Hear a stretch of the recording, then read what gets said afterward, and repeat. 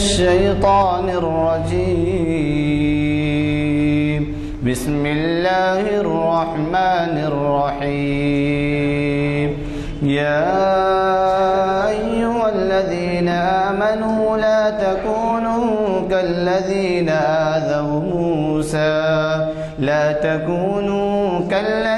آذوا موسى فبرأه الله مما قالوا وكان عند الله وجيها. يا أيها الذين آمنوا اتقوا الله وقولوا قولا سديدا يصلح لكم أعمالكم ويغفر لكم ذنوبكم ومن يطع الله ورسوله فقد فاز فوزا عظيما. إنا عرضنا الأمانة على السماوات والأرض والجبال فأبين أن يحملنها وأشفقن منها وحملها الإنسان إنه كان ظلوما جهولا. ليعذب الله المنافقين والمنافقات والمشركين والمشركات ويتوب الله على المؤمنين والمؤمنات وكان الله غفورا رحيما. صدق اللہ العظیم. فلم میں جن صاحب کا لیکچر ہے پروفیسر مجید بیدار صاحب، ان سے آپ لوگ متعارف ضرور ہیں. وہ اپنی کافی مصروفیت کے بعد وہ یہاں تشریف لاتے ہیں. اب بھی وہ شاید کریم نگر سے تشریف لائے ہوں گے. وہاں یونیورسٹی میں بھی آپ کا لیکچر چلتے رہتے ہیں. 3 یونیورسٹی سے آپ کا تعلق ہے اس وقت عثمانیہ سے نکلنے کے بعد. مگر کہنا یہ ہے کہ اقبال کو سمجھنا سمجھانا تو ایسا ہی ہے جیسا ہم کو خود اپنا سمجھنا سمجھانا ہے. خود کو پہلے سمجھنا سمجھانا ہے. تو جتنے بھی لوگ یہاں سمجھانے آ رہے ہیں اقبال کو، اس سے ہم کچھ متعارف تو ضرور ہوئے ہوں گے، اور اسی سمجھ کے لحاظ سے ہم آگے بھی کچھ کام کریں گے اور ہم اپنے بچوں کو بھی سمجھائیں گے. میں آج ہی پڑھ رہا تھا کہ وہ قوم جو اپنے ماضی کے اوپر غور نہیں کرتی اس کا کوئی مستقبل میں نہیں ہوتا. میں آپ سب سے عرض کرتا ہوں کہ مقررین کے جو بھی خیالات ہوتے ہیں وہ بہت ہی عمیق ہوتے ہیں. ان کو سوچنے سمجھنے کی بھی ضرورت ہے، خود ہم کو بھی اور اپنے لوگوں کو بھی سمجھانے کی ضرورت ہے. میں مجید بیدار صاحب سے درخواست کرتا ہوں کہ وہ آج اپنے خیالات سے ہم سب کو نوازیں. اعوذ باللہ من الشیطان الرجیم. بسم اللہ الرحمن الرحیم. معزز حاضرین کرام، ابھی آپ کے روبرو قرآن کریم کی جن آیتوں کا یہاں پر قرأت کے ساتھ پیشکش کا انداز دیا گیا، اس میں ایک آیت بڑی اہم ہے. انسان کو ظلومن اور جہولا کہا گیا. بے شک انسان ظالم ہے اور جاہل ہے، مگر اسی جاہل انسان کو اللہ تعالیٰ نے ایسی صلاحیتوں سے نوازا کہ جس کے نتیجے میں خود اقبال جب لکھتے ہیں کہ اللہ تعالیٰ سے مخاطب ہو کر کہتے ہیں تو شب آفریدی چراغ آفریدم. تو یہ خدا کی ذات کی صلاحیتیں چونکہ حضرت انسان میں اللہ تعالیٰ نے ودیت کی ہیں. وہ بھی دیکھتا ہے، ہم بھی دیکھتے ہیں. وہ بھی سنتا ہے، ہم بھی سنتے ہیں. وہ بھی مارتا اور جلاتا ہے، ہم بھی مارتے اور جلاتے ہیں.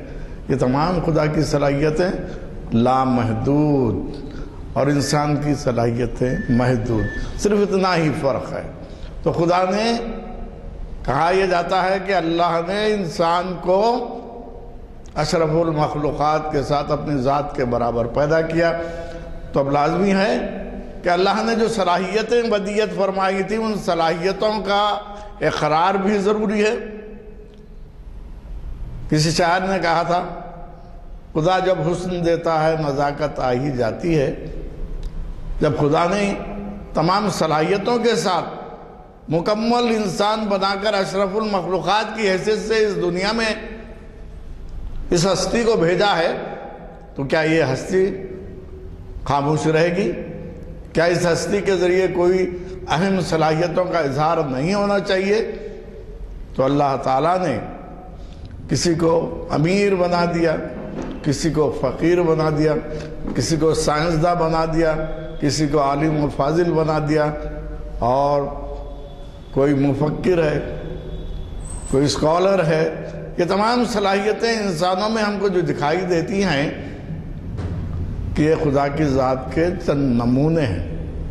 اگر انسان غور کرے تو صرف دنیا میں نہیں، پانی کی نچلی سطح تک بھی جائیں گے تو کہ خدا کی قدرت کے نمونے آپ کو دیکھنے میں ملیں گے۔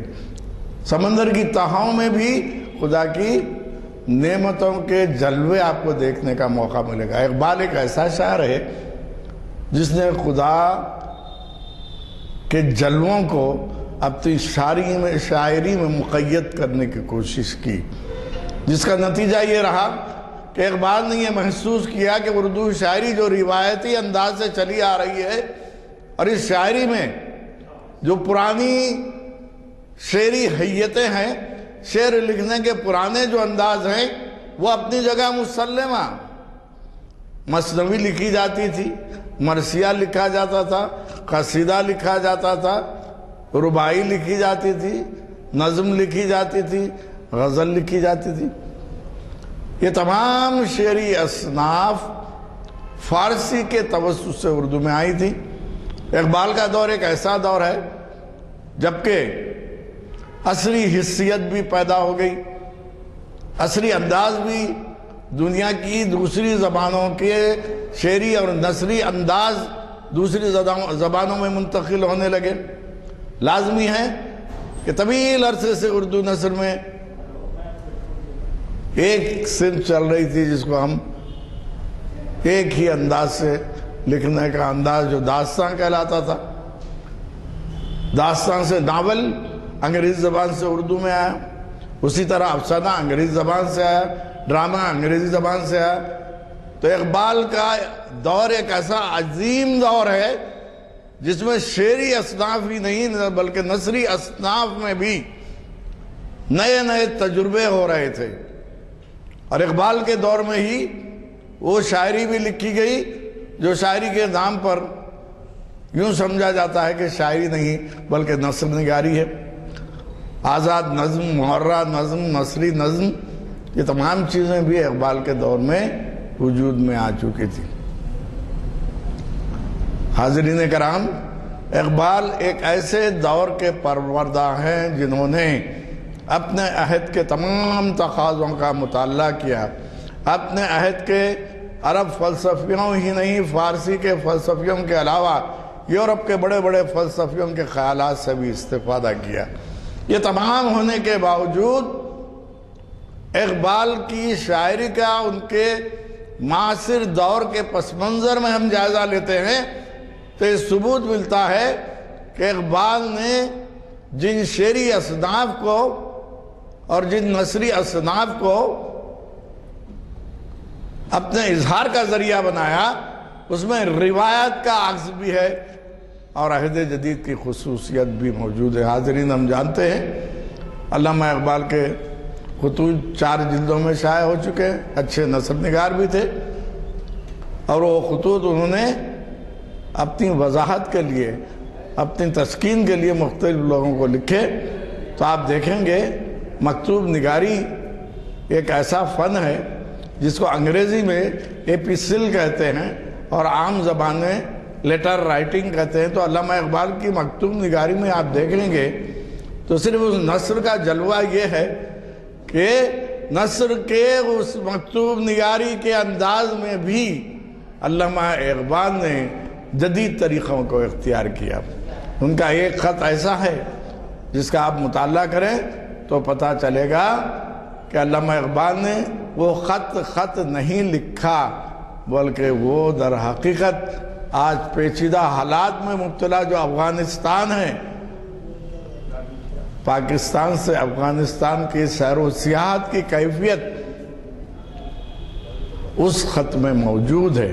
میں یہ بتانا چاہ رہا ہوں کہ لوگ یہ سمجھتے ہیں کہ اقبال روایتی شاعر ہیں، پابند شاعر ہیں، وزن بحر قافیہ ردیف کے توسط سے اپنی شاعری کو آگے بڑھاتے ہیں، یا پھر کوئی یہ کہہ دے کہ اقبال کی شاعری روایات پرست ہے تو یہ قطعی غلط ہے۔ اس دور میں ترقی پسند تحریک آ چکی تھی، رومانیت کی تحریک اپنے عروج پر تھی، حلقہ ارباب ذوق کی تحریک اردو ادب کو متاثر کر رہی تھی۔ پورا معاشرہ رومانیت کی دلیل بن رہا تھا۔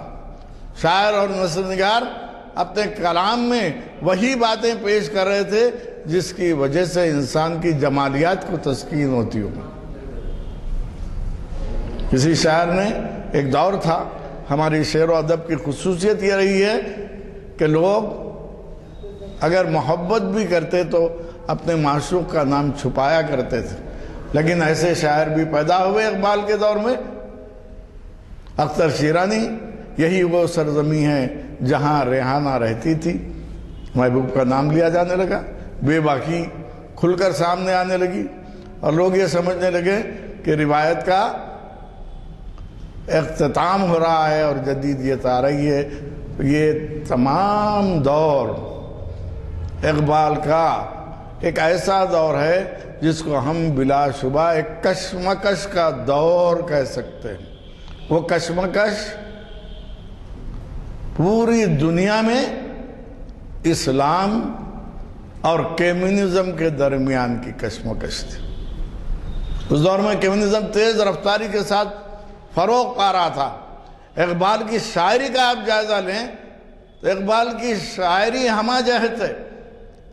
ان کی شاعری میں نہ صرف مرثیے کا انداز ہے، والدہ مرحومہ کے نام رام چندر جی، گرو نانک، یہ نظمیں پڑھیے، یہ نظمیں در حقیقت شاعری کے اس انداز کی نشاندہی کرتی ہیں جس کے توسط سے یہ بتایا گیا ہے کہ کسی بھی شخص کی موت پر لکھی جانے والی شاعری در حقیقت شخصی مرثیہ ہے۔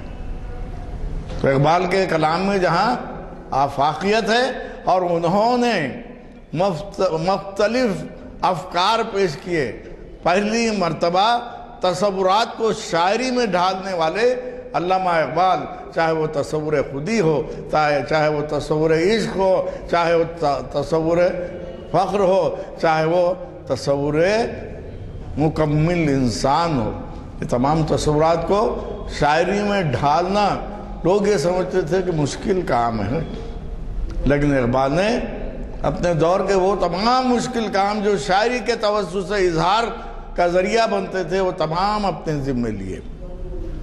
یہی وجہ ہے کہ سب سے پہلے مثنوی نگاری، یعنی کسی قصے کو منظوم انداز سے پیش کرنا، اور وہ بھی عشقیہ قصہ، یہ منظوم قصہ اردو میں مثنوی کہلاتا تھا۔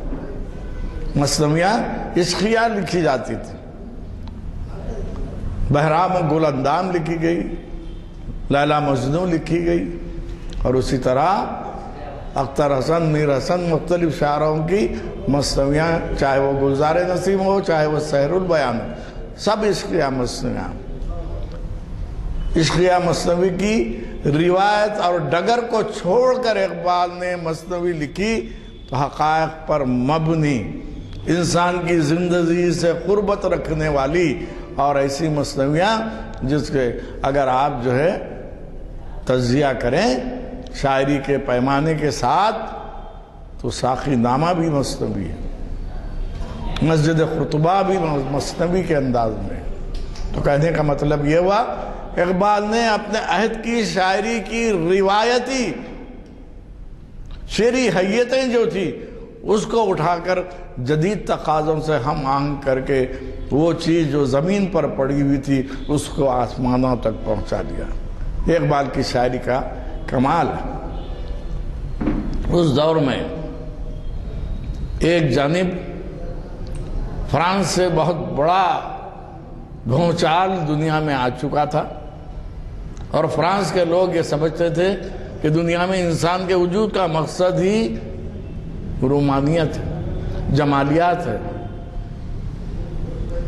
نتیجہ یہ ہوا کہ شعر و ادب پوری طرح جمالیات کے حصے میں پلنے لگا، چونکہ اقبال کی فکر انسانوں کو بیدار کرنے اور اس کو خدا کی ودیعت کردہ صلاحیتوں کا احساس دلانے کی شاعری ہے۔ اقبال وقت گزاری کے لیے یا تفنن طبع کے لیے یا لوگوں کو خوش کرنے کے لیے یا مجلس میں پڑھ کر تعریف حاصل کرنے کے لیے شاعری نہیں لکھتے، بلکہ وہ قوم و ملت کی بیداری کا مشجع لے کر شعر گوئی کا ایسا انداز پیش کرتے ہیں جس میں مثنوی کا انداز بھی ہے، مرثیے کا انداز بھی ہے، قصیدے کا انداز بھی ہے۔ حاضرین کرام، آپ جانتے ہیں کہ علامہ اقبال نے اپنے دور کے کسی بادشاہ یا امیر کی تعریف میں قصیدہ نہیں لکھا۔ جو شخص خدا اور خدا کی دی ہوئی صلاحیتوں پر شکرانہ ادا کرتا ہے وہ دنیا کی بڑی شخصیتوں کے سامنے جھک نہیں سکتا۔ حالانکہ بڑی خواہش تھی، حیدرآباد کی سرزمین میر محبوب علی خان کے بعد میر عثمان علی خان 1911 میں بادشاہ وقت بن چکے تھے، اور ان کے وزیر اعظم کی حیثیت سے مہاراجہ کرشن پرساد کی خواہش تھی کہ علامہ اقبال کو حیدرآباد میں ایز اے جج بلایا جائے۔ لیکن اقبال نے پہلے تو وہ سوچے تھے، آنے کے لیے تیار تھے، لیکن پھر اس میں انہوں نے اپنے خیالات میں تبدیلی لائی۔ البتہ اقبال کو اس سرزمین میں حیدرآباد میں آ کر نہ صرف اپنے خیالات پیش کرنے کا موقع ملا، بلکہ 2 مرتبہ انہوں نے اس سرزمین کی زیارت کی، لیکن انہوں نے بادشاہ وقت سے ملاقات نہیں کی۔ حاضرین کرام، ایک غلط فہمی یہ بھی ہے، بلکہ اقبال کو بدنام کیا جاتا ہے کہ پاکستان کا نظریہ اقبال نے دیا، یہ بھی بالکل غلط ہے، اور خودی کا تصور یا عشق اور عشق حقیقی کا انداز جو ہم کو اردو شاعری میں دکھائی دیتا ہے، اگرچہ یہ عشق حقیقی کا تصور ولی اورنگ آبادی کے پاس بھی ہے، سراج اورنگ آبادی بھی اپنی شاعری میں عشق حقیقی کا ذکر کرتے ہیں، اور اس کے ساتھ ہی خواجہ میر درد کے پاس بھی تصوف کے توسط سے پیر پرستی اور تصوف کے توسط سے اللہ سے قربت حاصل کرنے کے لیے جس قسم کی شاعری اور اس میں اللہ کی خصوصیات کا بیان ہو، وہ تصوف کی شاعری یا متصوفانہ شاعری کہلاتی ہے۔ اقبال کی شاعری میں اقبال سے کسی پنڈت نے جا کر پوچھا کہ اقبال صاحب ذرا بتائیے،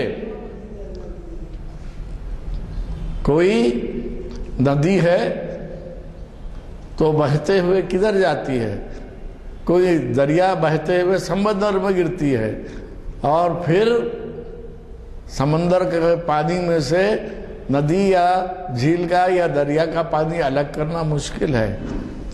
اقبال نے کہا، ایک خطرہ بھی کسی دریا کا یا کسی تالاب کا جا کے سمندر میں گرتا ہے تو گو کہ وہ سمندر کا جز ہے، سمندر کا حصہ ہے، لیکن وہ خطرہ بھی اپنی علیحدہ شناخت رکھتا ہے۔ تصوف کا وہ فلسفہ جس کے ذریعے اللہ تعالیٰ نے انسان کو یہ تعلیم دی کہ خدا تعالیٰ ہر انسان کو منفرد بنایا ہے، اور وہ خدا کی اطاعت میں اپنے آپ کو مشغول رکھے، تب ہی وہ کامیاب ہو سکتا ہے۔ جبکہ ہندو فلسفہ ایسا ہے کہ جس کے تحت پانی اگر پانی میں مل جائے، یعنی انسان خدا کی ذات میں غرق ہو جائے تو انسان سے نکل کر وہ خدا بن جاتا ہے۔ لاکھوں خدا ان کے پاس موجود ہیں۔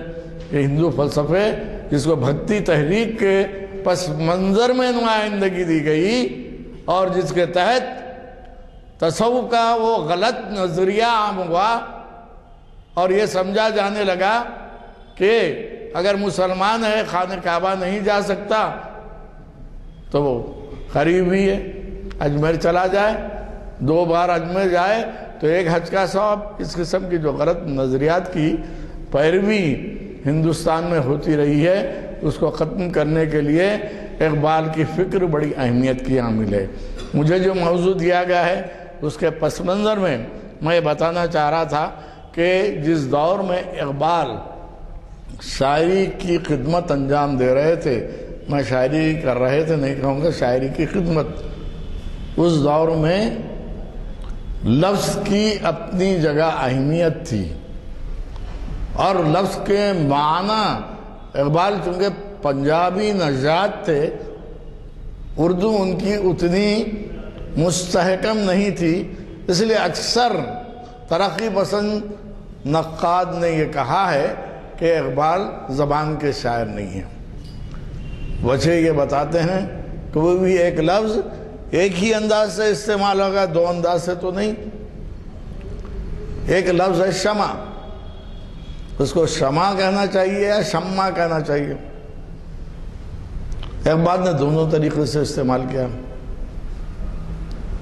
اس کی وجہ سے ایسے بہت سے الفاظ ہیں جو اقبال کی شاعری میں دونوں انداز سے استعمال ہیں۔ وہ الفاظ کو نکال کر لوگ یہ کہتے ہیں کہ اقبال زبان کے شاعر نہیں ہیں۔ اب زبان کے شاعر کس کو کہا جاتا ہے؟ داغ کو زبان کا شاعر کہا جاتا، غالب کو زبان کا شاعر کہا جاتا۔ زبان کا جو نہج، جو قواعد اور جو لغت کے اعتبار سے معنویت ہے، اس کو استعمال کرنا زبان کا شاعر۔ مگر آپ اقبال کے کلام کو پڑھیں گے تو چند ایسے استثنائی صورتوں کے علاوہ اقبال نے خود داغ سے شاعری سیکھی تھی۔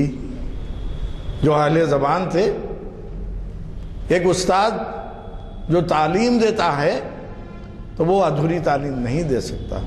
مثنوی کی وہ ڈگر جو اقبال کے دور میں عشقیہ مثنوی تھی، اس مثنوی کی ڈگر کو جو حالی نے تبدیلی لائی تھی، حالات حاضرہ پر مثنوی لکھنا، حالی کے دور میں بھی وہی تھا، حسن و عشق پر مثنویاں لکھنا، لیکن حالی نے پہلی مرتبہ ہندوستان کا جد و جہد کا پہلا مرحلہ، جسے 1857 کہتے ہیں، جسے انگریزوں نے غدر کہا، اس میں جو حالت مسلم طبقے کی ہوئی، اس کو پڑھنا ہو تو آپ 2 مثنویاں حالی کی، بیوہ کی مناجات، چپ کی داد۔ کئی مسلمانوں کو سولیوں پر لٹکا دیا گیا تھا، عورتیں بچی رہی تھیں، بیوہ، اس کی اولادیں بھی سولی پر لٹکا دی گئی تھی۔ تو اب ایک بیوہ کی جو صورتحال ہوتی ہے، جو کیفیت ہوتی ہے، اس پوری کیفیت کو اس پس منظر میں 1857 کے غدر میں حالی نے پیش کیا تھا۔ اگر یہ دیکھا جائے، بلکہ ناقدین اردو یہ لکھتے ہیں کہ اردو شاعری میں اگر اکبر الہ آبادی کی شاعری نہ ہوتی اور اردو شاعری میں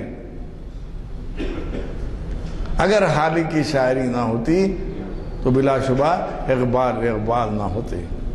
حالی نے ملت کو جگانے اور ان کی سب سے مشہور مثنوی، چھوٹی چھوٹی کئی مثنویاں، برخاروت ہے ان کی مثنوی، اور حب وطن ہے، تو وطن سے محبت کا جذبہ اس دور میں بھی موجود تھا لیکن محدود تھا۔ وہ کیا تھا؟ اقبال نے اس کو کتنی وسعت دی، وطن اصلی، وطن ذاتی، وطن نسبتی۔ جہاں پیدائش ہوئی وہ وطن اصلی، جہاں اس کی ذات کی پرورش ہوئی وطن ذاتی، اور جہاں جا کر اس نے ملازمت اختیار کی، زندگی گزاری، وطن نسبتی۔ یہ 3 تصورات تھے اقبال کے سامنے۔ یہ تینوں تصورات حالی کی شاعری میں بھی ہے، ڈپٹی نذیر احمد کی نثر میں بھی موجود ہے۔ یہ اردو دور کے معاصرین شعراء کی سوچ تھی، اور علامہ اقبال نے اس سوچ کو آگے بڑھاتے ہوئے وطن کا جو تصور دیا، جیسے پہلے انہوں نے سارے جہاں سے اچھا ہندوستان ہمارا، ہم بلبلیں ہیں اس کی، یہ گلستہ ہمارا، چین و عرب ہمارا، ہندوستان ہمارا، مسلم ہے ہم، وطن ہے سارا جہاں ہمارا۔ آج انٹرنیشنل طور پر انسان کے وجود کو جو تسلیم کیا جا رہا ہے، یہ تصور سب سے پہلے علامہ اقبال کی شاعری میں، وہ معاصر شعراء میں سوچ اور فکر کے معاملے میں بہت آگے تھے۔ کیوں آگے تھے؟ ان کو تربیت ویسی ملی تھی، اور آج ہم تربیت کے معاملے میں ہی سب سے پیچھے ہیں۔ ہم یہ سمجھتے ہیں بچے کو 85%، 95% مارکس آ جائیں تو وہ اچھا پڑھ رہا ہے، نہیں۔ ایک مدرسے میں ایک میٹنگ میں جانا ہوا، میں نے رزلٹ پوچھا، 85، 95 بتا رہے ہیں، تو میرے ساتھ ایک اور صاحب تھے، انہوں نے کہا 5th کلاس کا رزلٹ پوچھا، اور میں نے یہ کہا اگر میں کلاس میں آ کر بچے سے یہ میرا اسکول ہے، میرا اسکول یاقوت پورے میں واقع ہے، میرے اسکول میں کئی اساتذہ ہیں، یہ جملے میں اردو میں بولوں یا انگلش میں 5th کے بچے کو دس از مائی اسکول اس طرح سے بولوں تو کیا وہ بچہ لکھ سکتا ہے؟ کہا کہ نہیں۔ یہ خوش فہمی ایک ہماری تعلیم کے پس منظر میں یہ پیدا ہو گئی ہے کہ زائد سے زائد پیسہ دے کر جہاں ہم شریک کرائیں گے وہاں سے صحیح تعلیم مفقود ہو رہی ہے، علم محدود ہو رہا ہے، اور ڈگریاں زائد ہو رہی ہیں۔ یہ گراوٹ کا ایک عجیب دور ہے۔ یہ دور اقبال کے دور میں بھی تھا، ایسا مت سمجھیے کہ ہر دور میں سب کچھ پڑھے لکھے ہوتے ہیں۔ اقبال کے دور میں بھی ایسی پسماندگی موجود تھی جس کو دور کرنے کے لیے ایک واحد تصور، واحد شاعر، اس نے یہ بتایا کہ جب تک ایک شخصیت کو آئیڈیل نہ چن لیا جائے، وہ شخصیت پیغمبر اسلام حضرت محمد صلی اللہ علیہ وسلم۔ آج کے معاشرے میں کنڈر گارٹن یہ وہ سب چل رہا ہے، مگر کوئی آئیڈیل کا تصور ہی نہیں ہے، جس کی وجہ سے ہماری پوری تعلیم ناقص ہو کر رہ گئی ہے۔ تو آئیڈیل کا تصور دینا ضروری ہے۔ یہ ہماری اپنی زندگی میں بھی ہم اپنے بچوں کو تربیت دیتے ہوئے حدیث سناتے ہیں تو اس کا مقصد یہی ہے، ہم اپنی زندگی میں ہمارا آئیڈیل پیغمبر اسلام حضرت محمد صلی اللہ علیہ وسلم کو، تو یہ آئیڈیل دینے کا تصور شاعری کے ذریعے اور تعلیم کے ذریعے۔ اقبال کے دور میں پڑھے لکھے لوگوں کی تعداد کم تھی۔ ایک عجیب و غریب بات، ایک معمولی واقعہ، معذرت چاہتا ہوں کہ موضوع سے ہٹ کر، میرا وطن حیدرآباد ہے، پرانے شہر کا باسی ہوں، مغل پورے کے قریب رہتا تھا۔ حیدرآباد جب 20 سال کے بعد اورنگ آباد سے واپس لوٹا تو میں نے ریڈ ہلز میں گھر خریدا، کرائے پہ لیا، تو میرے پورے دوست مل کر آ کر کہنے لگے کہ آپ جو ہے یہ غلط کر رہے ہیں، آپ جس محلے میں رہ کر پڑھے لکھے ہیں، پرانے شہر کا آپ پر حق ہے، آپ پرانے شہر کو چھوڑ کر یہاں کیوں آئے ہیں؟ ابھی چلے آئیے۔ میں نے کہا میں 3 شرطیں رکھتا ہوں۔ جس محلے میں رہ کر میں نے M A M Phil P H D کیا، جس محلے میں رہ کر میں نے محلے کی لائبریری جو بھارت گن وردھک سنستھا کہلاتی تھی، شالی بنڈا لائبریری، اس سے استفادہ کیا،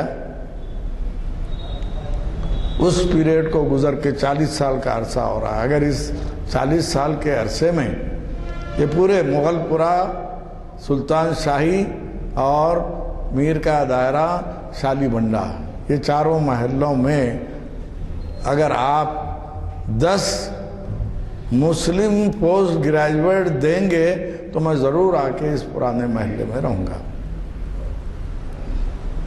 لڑکیاں نہیں، لڑکے، لڑکیوں کی بہت بڑی تعداد مل جائے گی. تو کہنے کا مطلب کیا ہے کہ ہمارے محلے تعلیم سے ویران ہو رہے ہیں. کسی کو پڑھنے لکھنے یا لائبریری جانے کی فرصت ہی نہیں ہے. تو یہ خرابی کیوں آئی ہے کہ ہم نے اپنی زندگی میں ایک آئیڈیل کو چنا نہیں ہے جیسے اقبال نے چن لیا تھا. علامہ اقبال نے حضرت محمد صلی اللہ علیہ وسلم اور ان کے صحابہ کو اپنا آئیڈیل بنایا تھا، جس کے نتیجے میں ان کی شاعری میں وہ حقائق نظر آتے ہیں، وہ خصوصیات نظر آتے ہیں جو خدا کی صفات کی خصوصیات ہیں. گو کہ اقبال بھی دنیا کے معاملات میں تھے. آج 1000 قسم کی بیماریاں آ گئی ہیں. کیا ہے وہ تو ٹینشن ہے. پتہ نہیں کدھر سے آتا ہے ٹینشن، کیوں آتا ہے؟ جو اللہ کی ذات پر بھروسہ رکھتا ہے اس کو ٹینشن کی کیا ضرورت؟ سب چیزیں اس کے سپرد ہیں، سب کرنے والا وہ ہے. اگر آپ یہ سمجھتے ہیں میں 2 کروڑ کما لوں گا تو جب تک کہ خدا کی مرضی نہ ہو آپ وہ 2 کروڑ نہیں کما سکتے. تو ہم اپنی تعلیمات سے دور ہو رہے ہیں، اسلامی تعلیمات سے دور ہو رہے ہیں. اس کی وجہ کیا ہے؟ مجھے اچھی طرح یاد ہے ہمارے بچپن میں 2 بڑے جلسے ہوتے تھے. ایک مکہ مسجد میں جلسہ سیرت النبی، اور دوسرا اس وقت تک مجلس تعمیر ملت کا وجود نہیں تھا تو جو پرانے شہر میں بہت بڑا بادشاہی عاشور خانہ کہلاتا ہے، وہاں بہت بڑا جلسہ ہوتا تھا. اور اب جو جلسے ہوتے ہیں گنتی کے چند لوگ، اور تعمیر ملت کے دور میں جلسہ سیرت النبی نمائش گراؤنڈ پہ ہوتا تو اس کے بعد نماز ظہر باجماعت ادا کی جاتی. کتنا بڑا فریضہ اللہ تعالیٰ ادا کرنے کا موقع دیتا تھا. آج ہم اس سے محروم ہیں. آج ہم سوچنے کے لیے بھی تیار نہیں کہ کیا محرومیاں ہیں ہماری. خیر، تو میں یہ بتا رہا تھا کہ اقبال کے دور میں غزل بھی تھی، مثنوی بھی تھی، مرثیہ بھی تھا، اور قصیدہ بھی تھا، رباعی بھی لکھی جاتی تھی. لیکن ان تمام چیزوں میں رومانیت کا اثر تھا. رومانٹسزم فرانس سے آئی ہوئی ایک ایسی تحریک ہے جس کے ذریعے ہر چیز میں حسن، خوبی اور اچھائی تلاش کی جاتی. کوئی بری چیز نہیں ہے. لیکن ادب میں یہ عجیب تبدیلی آئی کہ رومانیت کے پس منظر میں زنانہ حسن کی باتیں ہیں اور ایسی باتیں کی جانے لگی کہ جس کا معاشرے سے اور جس کا ترقی سے کوئی تعلق نہیں تھا. ایک بہت بڑا دفتر ہے اردو شاعری کا. نئی تہذیب کے انڈے ہے گندے جو کہا جاتا ہے، وہ پورا لٹریچر اذکار رفتہ ہو گیا اقبال کے دور میں. آپ یہ مت سمجھیے، ہر قسم کا ادب لکھنے والے موجود تھے. اور علامہ اقبال نے حیدرآباد کی سرزمین سے جو اریان لٹریچر لکھتا تھا وہی وہاں بھی، اس کو بھی اقبال نے تاکید کی تھی. اس کو بھی اقبال نے تاکید کی تھی، جو اس بات کا ثبوت ہے کہ انسان دنیا میں آیا ہے تو اللہ نے اس کو جو صلاحیتیں دیے. نماز کا وقت کتنے بجے ہے بھائی؟ 2-3 منٹ میں ختم کروں گا. میں کچھ باتیں آپ کو بتاتا چلوں کہ دنیا کا ہر ادب اس وقت یہ سرخرو ہوتا ہے جس میں اس کا شاعر یا ادیب اپنی نمائندہ صلاحیتوں کو استعمال کرے. یہ نمائندہ صلاحیتیں ہوتی کیا ہیں؟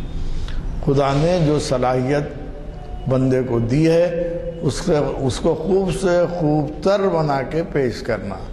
اللہ نے چہرہ دیا ہے، اللہ نے جسم دیا ہے، مگر گھر سے نکلتے ہوئے پھر بھی ہم 1-2 مرتبہ آئینے کے سامنے کیوں سجتے ہیں، کیوں ہم اپنے آپ کو اس طرف لے جاتے ہیں؟ در حقیقت ہم جو کچھ بھی ہیں اچھے ہیں، لیکن اور اچھے دکھانے کی کوشش کرنا۔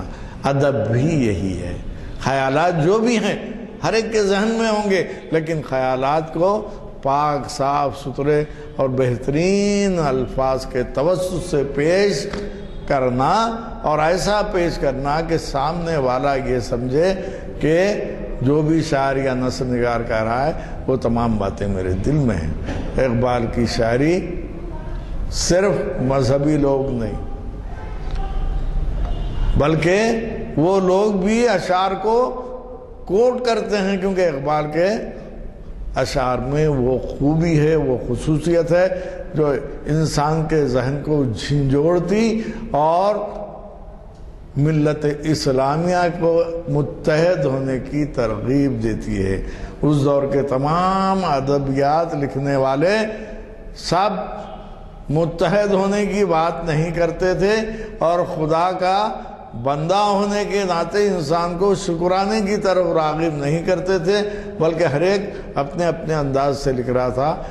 اقبال وہ واحد شاعر ہیں جنہوں نے اپنی شاعری اور نثر نگاری دونوں کے توسط سے تمام شعری اور نثری اصناف کا استعمال کر کے بندے کو خدا کا حقیقی بندہ بننے کے طریقے بتائے، اور ان طریقوں کو انہوں نے تصور خودی، تصور عشق، تصور فخر اور تصور تعلیم کے ذریعے واضح کر کے بتایا کہ یہ چیزیں ہم اپنی زندگی میں داخل کریں گے تو انشاءاللہ تعالی کامیابی و کامرانی ہمارے قدم چومے گی۔ ان چند کلمات کے ساتھ آج کی اس نشست میں ایک اہم موضوع، پہلے تو معاصر کیا ہوتا ہے، کوئی کلاس نہیں ہے کہ میں معاصر کے معنی بتاؤں، عصر کسے کہتے ہیں اور کون سا عصر چل رہا ہے، کون سا زمانہ، اور خدا نے قرآن میں خود کہا گیا ہے اور حدیثوں میں ہے کہ زمانے کو برا مت کہو، ہم برے ہیں جس کی وجہ سے زمانہ برا کہلائے گا۔ آج سے 30 سال پہلے لوگ جو تھے علم کم تھا لیکن باعمل تھے، آج ہم علم زائد لے کر بے عمل ہیں۔ اقبال کی تمام تر شاعری انسان کو باعمل بننے اور خدا کی بارگاہ میں سربسجود ہونے کا سبق دیتی ہے۔ ان چند کلمات کے ساتھ معاصر اردو شاعری اور اقبال کے عنوان پر میں نے جو باتیں کہیں، اس کے پس منظر میں یہی کہ ہم اپنے آپ میں وہ ذوق و شوق پیدا کریں جس کی وجہ سے نہ صرف ہم میں تبدیلی آئے بلکہ ہم اپنی تبدیلی کے توسط سے معاشرے کو، سماج کو، ملک کو، قوم کو تبدیلی سے وابستہ کر سکیں۔ یہی ایک اولین مقصد اقبال کی اپنی شاعری کا ہے، جو اس دور کے دوسرے شاعروں نے اس قسم سے کبھی بھی نہیں کہا تھا۔ شکریہ، بے حد شکریہ۔ دعا ہے، وقت ہو گیا، 15 منٹ ہے ابھی۔ اچھا چلیے، دیکھیے ایک چیز تو میں آپ سے یہ بات کہوں، کیونکہ میں کریم نگر میں رہتا ہوں، وہاں کی ٹائمنگز میں یہاں کی ٹائمنگز میں ذرا فرق بھی ہے، تو اب پہلی چیز ہماری ذمہ داری یہ ہے کہ جب ہم آتے ہیں تو ایک دو نوجوانوں کو جو انٹرمیڈیٹ میں پڑھ رہے ہیں یا ڈگری کر رہے ہیں ان کو ہم ساتھ لے آئیں۔ کیوں کہ جب تک یہ تعلیم، یہ مسئلہ، یہ مسائل، یہ مرحلے نئی نسل میں منتقل نہیں ہوں گے، کام بننے والا نہیں۔ تو یہ کوشش کیجئے، کوشش سے ہر کام ممکن ہوتا ہے۔ آج کے دور میں ہر شخص مصروف ہے، مصروفیت کا یہ عالم ہے کہ خود اپنے کاموں کے لیے فرصت نہیں ہوتی، اس کے باوجود بھی ہر ہفتے میں 2 مرتبہ یعنی 4 شنبے اور ہفتے کو آپ لوگ یہاں آتے ہیں، یا کہ محافل میں شریک ہوتے ہیں، تو خوش قسمت ہیں کہ 1 گھنٹہ، 1.25 گھنٹہ آپ کا نیک کام میں جا رہا ہے، ورنہ یہ 1 گھنٹہ 1.5 گھنٹہ تو کسی اور کام میں صرف ہو جاتا ہے، جہاں اللہ اور رسول کی باتیں کی جاتی ہیں، جہاں اللہ اور رسول کے معاملات کو بندوں تک پیش کرنے والے شاعروں کو پیش کیا جاتا ہے، تو لازمی ہے وہ محفل اللہ والوں کی محفل، ویسی محفلوں کو خدا کی جو ہے مدد بھی شامل ہوتی ہے، اور اسی کا نتیجہ یہ ہے کہ برسا برس سے یہ اقبال شناسی کی محفلیں ہو رہی ہیں۔ آپ سے بس یہی گزارش ہے، ذرا دم ہو تو یہ مٹی بڑی زرخیز ہے ساقی، تو یہ جو مصرع اقبال نے کہا تھا، یہ مٹی کو اگر وہ زرخیز کرنے کے لیے نئی نسل کو بھی، بلکہ میں تو اس سے پہلے بھی کہتا رہا ہوں اقبال اکیڈمی کے لوگوں سے، جب تک میں یونیورسٹی میں تھا، کہ ہم ایک گروپ بنائیں۔ جب تک یہ گروپ نہیں بنائیں گے، اور گروپ بنا کر ہفتے میں 1 دن کبھی سینٹرل یونیورسٹی، کبھی مولانا آزاد یونیورسٹی، کبھی عثمانیہ یونیورسٹی، کبھی امبیڈکر حیدرآباد، تو یونیورسٹیوں کا ایک گروہ بنا ہوا ہے، تو وہاں جا کے اساتذہ سے مل کر، وہاں جا کے طلباء سے مل کر ان کو ترغیب دلائیں۔ ہم میں یہ جو کیفیت پیدا ہوئی، اللہ کا لاکھ لاکھ شکر ہے کہ ہمارے دور کے اساتذہ جب تقریر کرتے تھے اقبال پر، تو اقبال کے اشعار کی بارش ہوتی تھی۔ اقبال کے اتنے شناور تھے کہ کئی ہزار اشعار زبانی یاد ہوتی تھی۔ اور اب ہم جیسے پڑھانے آ رہے ہیں، سمجھانے آ رہے ہیں، تو آپ دیکھ رہے ہیں کہ گزشتہ بھی جب میں نے لیکچر دیا تو میں نے اقبال کے اشعار بہت کم سنائے۔ تو اس کی وجہ کیا ہے؟ مطالعے کے ذوق کی کمی، اور ادب کا مطالعہ تو بالکل گھٹتا جا رہا ہے، اور نئی نسل کو ہم جب تک راغب نہیں کریں گے یہ بات بننے والی ہے۔ آخر میں اللہ تعالیٰ سے ربنا آتنا فی الدنیا حسنۃ وفی الآخرۃ حسنۃ وقنا عذاب النار ربنا وکفر عنا سیئاتنا وتوفنا مع الابرار یا عزیز و یا غفار اللہم صلی علی محمد وعلی آل محمد وبارک وسلم بفضل سبحان ربک رب العزۃ عما یصفون وسلام علی المرسلین والحمد للہ رب العالمین۔